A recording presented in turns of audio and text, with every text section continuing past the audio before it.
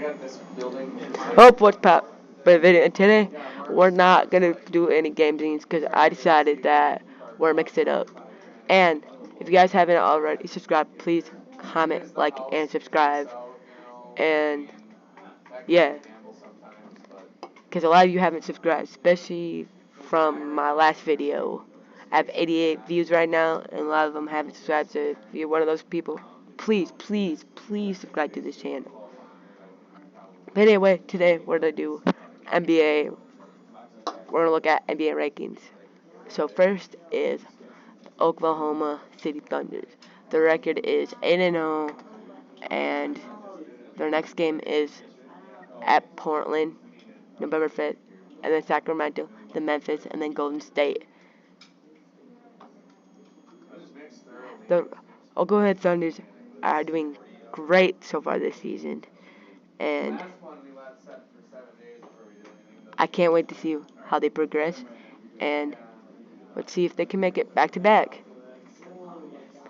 And number 2, which is a surprising one because they haven't had a good record in the last couple years, but they do have Victor Wembanyama and the good rookie Dylan Harper, the second overall pick. They were previously ranked 6th, but now are ranked 2nd and with a record of 5-1. And their next upcoming games are November 5th versus LA, and then November 7th versus Houston, then New Orleans Pelicans on November 8th, and Chicago on November 10th. So yeah, which this one, like I said, is kind of a surprising one. But anyway, Dylan Harper has earned mention in the discussion after averaging 14 points over 6 games while shooting 50% from the field and averaging 4 assists, which is crazy for a rookie. And he's playing 23 minutes per game. He's ranked 4th on the team in scoring, and at 19 figures prominently in San Antonio's rotation, but will likely miss several games due to his last injury, which is tough, bad. He has suffered a left calf sprain during Sunday loss and is expected to sit out multiple weeks, and the injury could potentially decrease San Antonio's chance of finishing the season with 3 consecutive NBA Rookie of the Year winners, which is not good. And we're at number 3, the Denver Nuggets. The Denver Nuggets are 4-2, like I said, with a rank of the 3rd best team in the NBA, and they were previously ranked 5th, so they then went up a little bit, and their top newcomer right now is Tim Hardaway. He's been doing good, and the next games they have are Miami, November 5th, Golden State, November 7th, Indiana, November 8th, and Sacramento on November 11th. It's been a bumpy transition for Cameron Johnson so far, after having to replace Michael Porter Jr.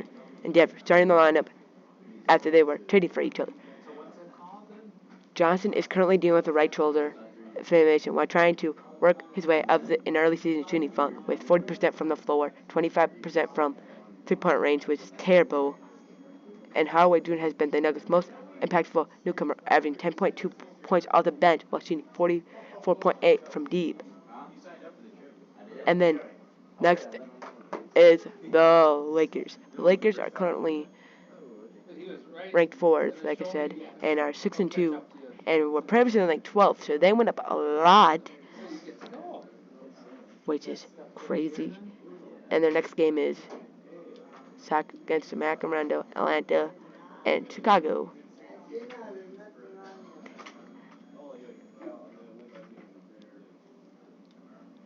And 3 of the free agent signings from the summer have a legitimate case. Rivera has played in all 8 games while Ola has been a bit of an injury bug, averaging 12.6 points on 8.5% from shooting, while also leading the team in deflections. Aiton is averaging 16.9 points on 65.1 shooting and 80.1 rebounds. Smart is averaging 9.2 points while leading the team in steals per game, and and in plus minutes with a plus 64 and 1 of 6 minutes played.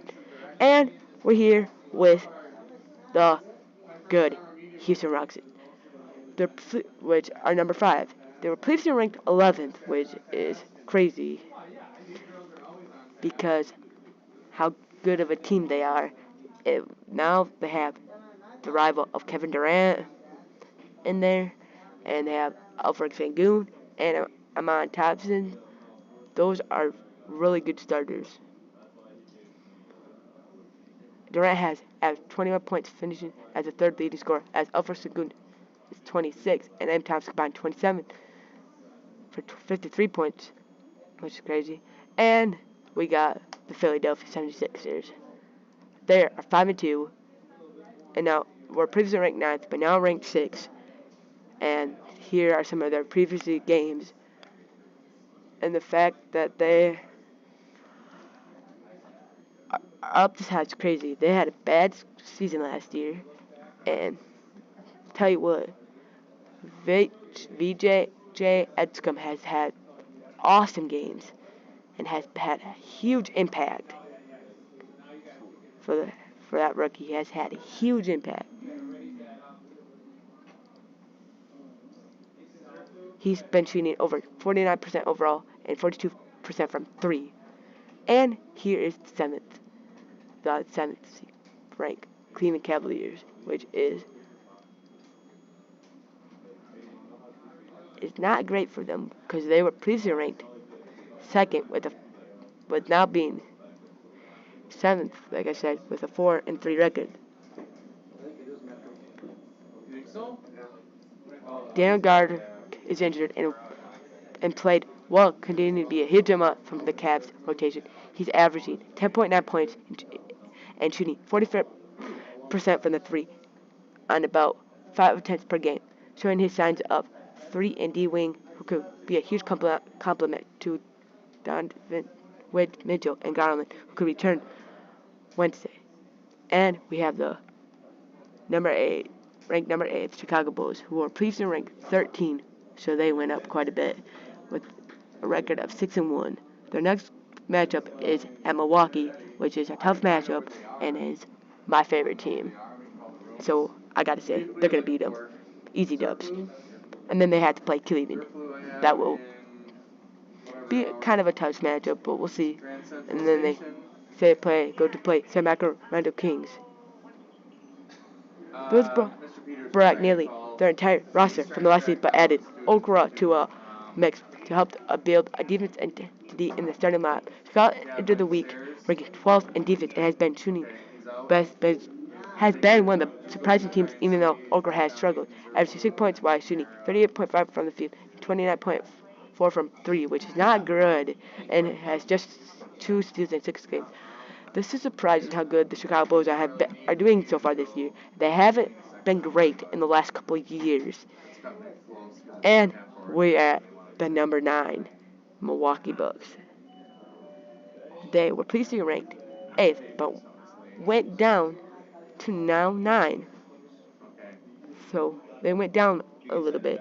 Their record is 5-3, and their next game is versus Chicago, November 7th, versus Houston, and then versus Houston on November 9th, and versus the Dallas on November 10th. Like I said earlier, is Chicago. They're playing Chicago today. Joining the Bucks, Miles Turner joining the Bucks made Turner of villain in India, the place where he spent the first decade of his career. Turner was great with booze in his return Monday, but Bucks made it a point to win the game for the newest teammate. Turner is off to a modest start efficiently, 9.7 points on 39.7% shooting, but Coach Rivers has allowed his defense and practice to boost Milwaukee early. And that game versus Indiana ended up with a win with a game-winning shot by the Greek freak Giannis Antetokounmpo. He has done great this year, but the Bucks are looking good, but Miles Turner has been struggling lately, so he needs to improve and do better. And we're on to Detroit. The Detroit Pistons. They're 5-2. Previously ranked 14th, but now ranked 10th, which is a pretty great boost. And their next game is today at the Nets, and then they play Philly, November 9th, and then they play Washington Wizards, November 10th. For that team that is lacking in 3-point production, which is crazy, 27th and 10th per game, the newcomer Robinson will be continuing on for more volume, especially with Javen Ivey, Marcus Sears out with the injuries. He's getting up over 6 threes a night, shooting nearly 41%, but it won't help with the spacing if he gets a little more assertive in hunting shots to spread the floor for Caden Cunningham, emerging the star, Asor Thompson. A first-ranked defense has kept the Pistons afloat. The shooting should come around at some point. Hearing that, Detroit Pistons are doing pretty good, but they need to get better.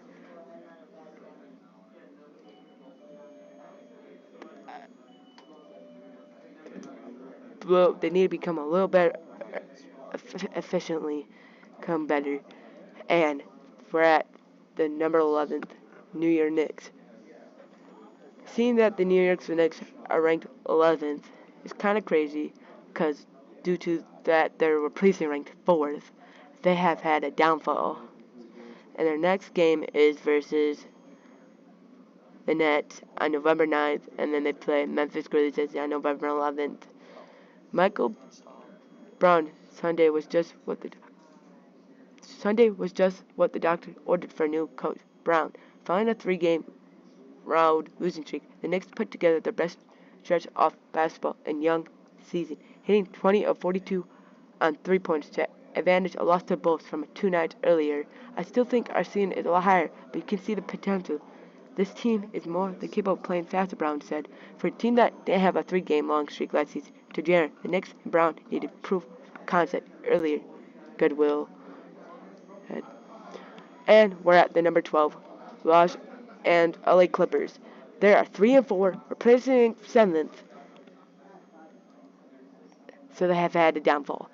They're 3-4, which is not great, but their next game is at Phoenix Suns, which is tomorrow, which we'll see what happens there. The Colin has found an early role at the Clippers sixth man, leading their coach Tyronn Lewis, who's serving in scoring 11.8 points and rebounds 5.3, while also averaging 1.2 steals. And as I view with credit counts, no success because the collective struggles of other newcomers such as Bradley Beal, Brook Lopez from the Milwaukee Bucks, and Chris Paul, who have all underwhelmed. However, the 6'9" forward is shooting a career best, 58.5% from the floor, too, so props to him. And we're at number 13, the Golden State Warriors. Some of their newcomers top newcomer is Al Horford. The Golden State Warriors were previously ranked 3rd, but now are ranked 13th, which is not good. The best win of the season is when they beat Denver in overtime. And they were the version of Horford they dreamed about after having him in this summer. He stretched out to 29, nailed a pair of clutch threes, and guarded Nikola Jokic while on several of the game's large pushes, closing in with other veterans. It was what they will need from Alfred regulars come April, but it is clear that the man program for Horford is the 19th season won't allow it often before the plays. Horford won't play on back-to-back nights, so he already missed 3 games in the limit. Rusty and effective in the 3 other periods. Warriors have been outscored by 32 points with him on the floor this season, which that is not good. Outscored by 36 points is bad. Now we're here to Portland Trailblazers. Were previously ranked 20, but now went up to 14th is good. They are doing pretty good so far this year. They were not great by any means last year. but they have had a lot of their top newcomer this year is Drew Holiday. Their next game is versus Miami uh, at November 8th, tomorrow. Holiday has been everything Portland hopes and more as a starting point guard, but school has stood sidelined by hamstrings. Holiday is averaging 6 points and career 8 points assists behind, helping lead the Blazers defense that is forcing turnovers at far and away the NBA's best rate. That's not a surprise to me because Holiday is one of the best defensive players in the NBA. He was a great player for the Milwaukee Bucks when he played for them. High quiet night this season, including 0 of 6 on 3-point shooting, was the fact as Portland lost at home to the short-handed Lakers on Monday. Still, the Bears are above 500 for the last point in this season since 2022, so that's 20-3. And we have the 4-3 Miami Heat, who were previously ranked 15th, but and are still ranked 15th. Their next game is on November 7th today for Chicago.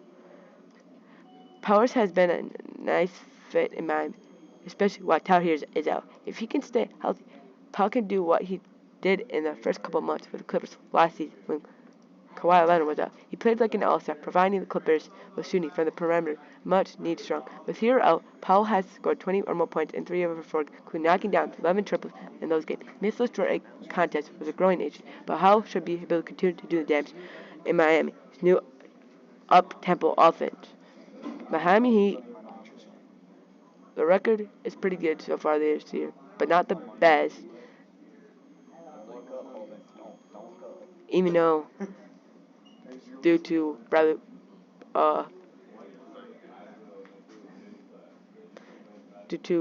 their stars being gone, but they still are young.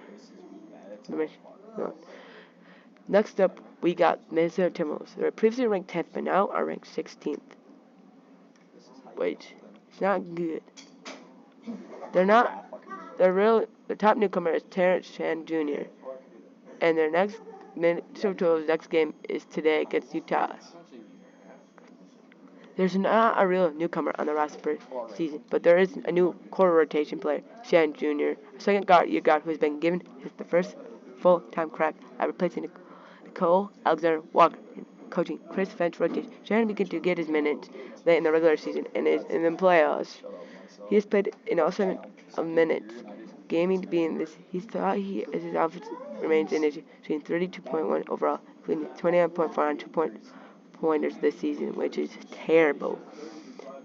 Now we have the young Orlando Magic with a record of 3-5, which is terrible. Their ranking has stayed the same. And their next game is today against the Boston Celtics, which have not good this year because they have Jason Tatum, their main star, out. Their top newcomer is Desmond Bane. Bane has struggled from 3, shooting just 28.5 in his first 8 games, and he has only scored 23 points in the past 3 games, come with an injection in the third quarter. Potatoes have lost to Atlanta for a frank foul against Onika Okos, I can't say that, pronounce his name, and so Quint taking foul for sweeping the ball to Okwa after the foul. Still, imagine no, it's early, and that they need more time to develop chemistry with their new performer. Once that happens, they expect to shoot better from 3, with Bane creating space for Paulo Banchero and Francois providing some much-needed veteran leadership. It may be off to a slow start, but the Magic are betting 4 first-round picks and a first-round pick swap that Bane will get things going. This team is young, nice and young, which is good. Then we have the Atlanta Hawks. Previously ranked 19th, but now are ranked 18th with a 4-4 record, which is surprising due to all the moves they got this year. Their top newcomers is Kristaps Porzingis. The Hawks couldn't wait to see how their two-man game of Trae Young and Porzingis would work together. Well, there have been to wait another month or longer before seeing their two those two go together again. Porzingis has been showing how big of an impact he can have for the rest of the Hawks. He averages 15 points in 3 games since Young has been out, but Preza has to be accounted for inside when the Hawks throw the ball to him with a mismatch. Opening the thanks for teammates, he went to the line 13 times, making one free throw, leading to the Hawks to win over Orlando on Tuesday, and his 12 rebounds. Sonny kept the Hawks competitive and lost at clean. If Porzingis can stay healthy, his back will only grow. And we're at number 19, the Boston Celtics, which is not surprising because they main star Jason Tatum is out.